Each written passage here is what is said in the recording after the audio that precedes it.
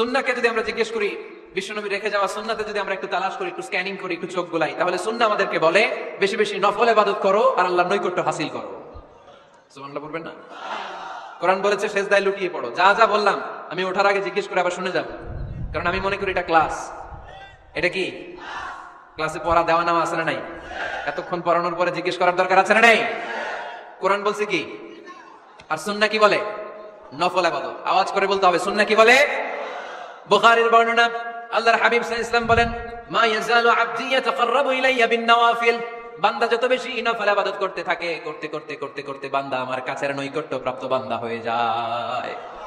হাত্তা উহিব্বাহু, এরপর আমি আমার বান্দারে এত ভালোবাসি, কুনতু সামআহু আল্লাযী ইয়াসমাউ বিহি। বান্দা যখন শুনে সে তার নিজের কান দিয়ে শুনে না, আমি আল্লাহর কানে শুনে।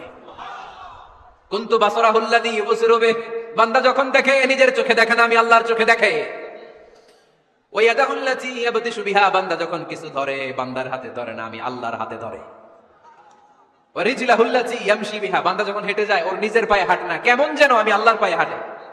আওয়াজ করে বলতে হবে আল্লাহু আকবার। মানে আল্লাহ বুঝাতে চাইলেন আমি তখন তার কান হয়ে যাই, আমি তখন তার চোখ হয়ে যাই, আমি তখন তার হাত হয়ে যাই, আমি তখন তার পা হয়ে যাই। আমার আর তার মাঝে আর কোনো ফারাক থাকে না, সে আমার একেবারে নিকটে চলে আসে। আওয়াজ করে পড়েন সুবহানাল্লাহ। তাহলে বান্দা যখন নফল ইবাদত করে তখন বান্দার হাত আর বান্দার হাত থাকে না, ওইখানে আল্লাহর হাত যুক্ত হয়ে যায়। বান্দার পা থাকে না, সেখানে আল্লাহর পা যুক্ত হয়ে যায়। বান্দা যখন দেখে নিজ চোখে দেখে না, আল্লাহর দৃষ্টিশক্তি সেখানে যুক্ত হয়ে যায়। চিল্লায় বলেন ঠিক কি না? এজন্য নফল ইবাদত করতে রাজি আছেন তো? সুনানে তিরমিজির বর্ণনায় আল্লাহর হাবিব সাল্লাল্লাহু আলাইহি ওয়াসাল্লাম বললেন, হাদিসে কুদসি, কিয়ামতের দিন বান্দার যখন ফরজে ঘাটতি হবে। কিসে ঘাটতি হবে? ফরজে। আল্লাহ পাক বলবেন, উনজুরু হাল লি আবদি মিন তাতাওয়ু। ও ফেরেশতারা দেখো তো আমার বান্দা নফল করছে কিনা। ফরজে যেহেতু তার ঘাটতি, দেখো তো আমার বান্দার কোনো নফল ইবাদত আছে কিনা। ফেরেশতারা বলবে আছে। আল্লাহ বলবেন তাহলে ফরজগুলার যেহেতু ঘাটতি, নফল থেকে কিছু এনে ফরজে বসাই দিয়ে এগুলোর ফরজ বানায় দাও। এজন্য নফল ইবাদতের দরকার আছে না নাই? ফরজ তো করাই লাগবে, এটা কম্পালসারি, এটা মাফ নাই, এটা অব্লিগেটরি। নফল করে আল্লাহর কাছে যাওয়া যায়, নফল হচ্ছে ওভারটাইম। নফল ইবাদত কেমন? আওয়াজ করে বলেন। তাহলে কোরআনের আলোকে আমরা জানলাম যে আল্লাহর কাছে যেতে হলে কি করতে হয়? সেজদা দিতে হয়। আর সুন্নাহর আলোকে আমরা জানলাম আল্লাহর কাছে যেতে হলে কি করার মাধ্যমে কাছে যেতে হয়? আওয়াজ করে বলেন। নফল ইবাদত করতে রাজি আছেন সবাই? সবচাইতে শ্রেষ্ঠ নফল ইবাদত হচ্ছে কোরআনের তেলাওয়াত, ঠিক কি না?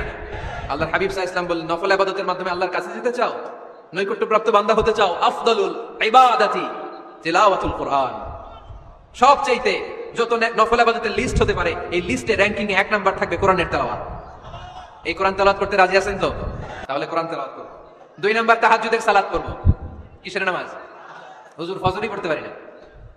ফজরই যে ফজর পড়ে তার জন্যই না তাহাজ্জুদ, ঠিক কি না? ফজরই তো পড়তে পারি না, তাহাজ্জুদ করব কখন? তাহাজ্জুদ পড়লে আপনার মর্যাদা বাড়ায় দিবে কে? রব্বুল আলামিন বলেন, ওয়া মিনাল লাইলি ফাতাহাজ্জাদ বিহি নাফিলাতান লাকা আসা আইয়াবআসাকা রাব্বুকা মাকামান মাহমুদা। তাহাজ্জুদের নামাজ যারা পড়বে তাদের মর্যাদা বাড়িয়ে দেয় কে? কারণ ওই মুহূর্তে আল্লাহ প্রথম আকাশে নেমে আসেন আর ডাকে, আলামিন মুস্তাগফিরিন আগফিরালা। কার ক্ষমা দরকার? ক্ষমা চা, ক্ষমা করে দেব।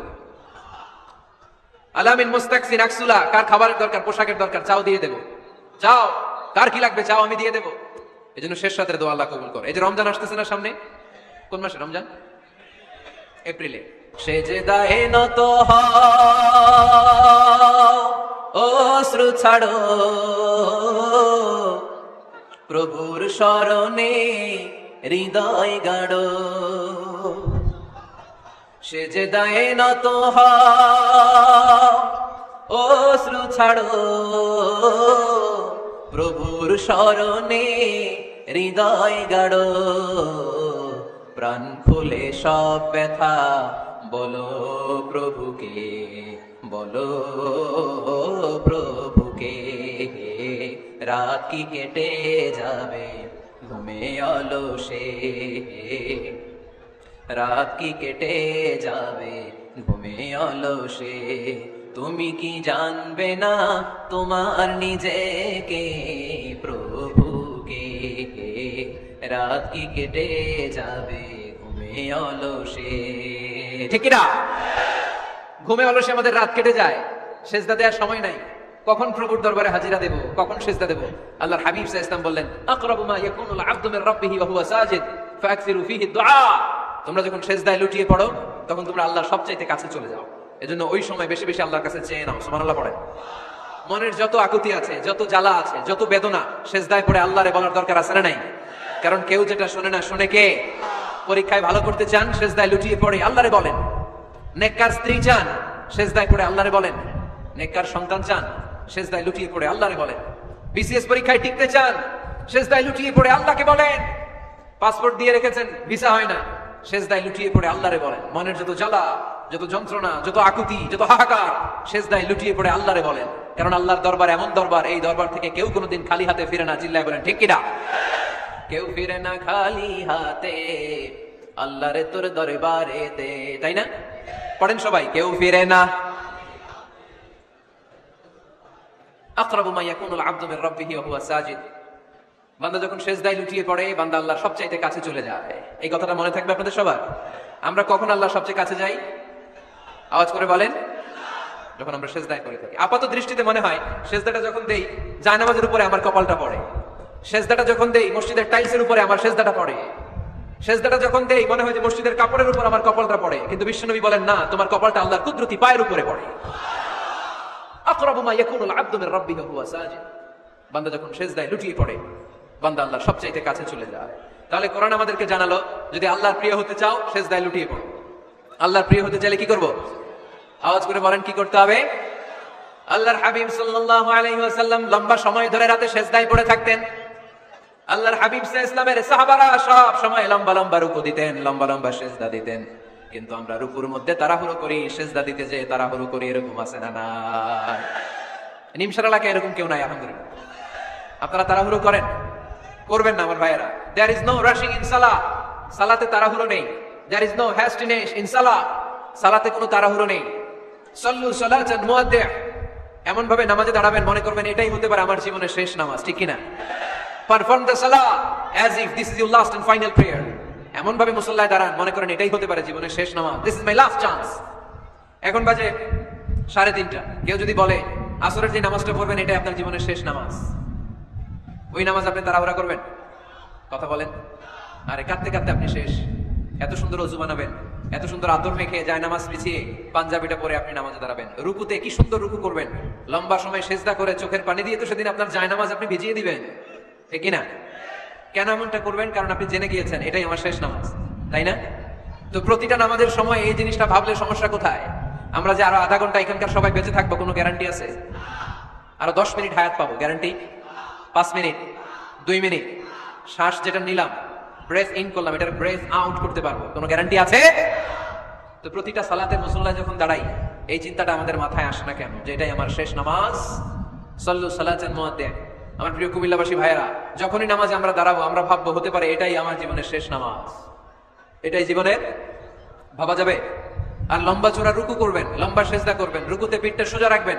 আল্লাহর হাবিব সাল্লাল্লাহু আলাইহি ওয়াসাল্লাম যখন রুকু করতেন পিঠটা থাকতো স্ট্রেট ফরওয়ার্ড, বাঁকাও না উঁচুও না। ওয়াকানা বাইনা যালিক। সাহাবারা বলতেন আল্লাহর হাবিব সাল্লাল্লাহু আলাইহি ওয়াসাল্লামের রুকুর পিঠের উপরে পানি ভর্তি কোনো গ্লাস রেখে দিলে গ্লাসটাও কাঁপবে না, পানিটাও পড়বে না। তার মানে বাঁকা ছিল পিঠ, তাই না? কি ছিল? সোজা। আবার আল্লাহর হাবিব সাল্লাল্লাহু আলাইহি ওয়াসাল্লাম বললেন সবচেয়ে বড় চোর যে নামাজে চুরি করে। সাহাবারা বললেন কাইফা ইয়াসরিকু ফিস সালাহ, নামাজে কেমনে চুরি করে? আল্লাহর হাবিব সাল্লাল্লাহু আলাইহি ওয়াসাল্লাম বললেন ইয়াসরিকু ফি রুকুইহি ওয়া সুজুদিহি, রুকু সেজদায় চুরি করে। এরকম নামাজ চোর আছে না নাই? রুকু থেকে সোজা হয়ে দাঁড়িয়ে কয়েক সেকেন্ড আপনি রিল্যাক্স করবেন। প্রথম সেজদা দিয়ে আপনি সোজা হয়ে বসে কয়েক সেকেন্ড রিল্যাক্স করবেন। কি করবেন? রিল্যাক্স। আওয়াজ করে পড়েন সবাই, রিল্যাক্স। নামাজে তাড়াহুড়ো নাই, সালাত হচ্ছে মেডিটেশন, রিল্যাক্স। এক সেজদা দিয়ে বসে আপনি রিল্যাক্স করবেন ধীরস্থির ভাবে, এরপরে দ্বিতীয় সেজদায় যাবেন। অনেকে সেজদা প্রথমটা দিয়ে কোন রকম মাথাটা তুইলেই আবার সেজদায় দৌড় মারে, আছে না নাই? রুকু থেকে স্ট্রেট ফরওয়ার্ড দাঁড়ানোর কথা, দাঁড়িয়ে 1-2 সেকেন্ড রিল্যাক্স করার কথা, ওইটা না করে রুকু থেকে কোন রকম মাথা তুলেই আবার সেজদায় দৌড় মারে, এরকম ডাকাত আছে না নাই? এরাই সালাত চোর।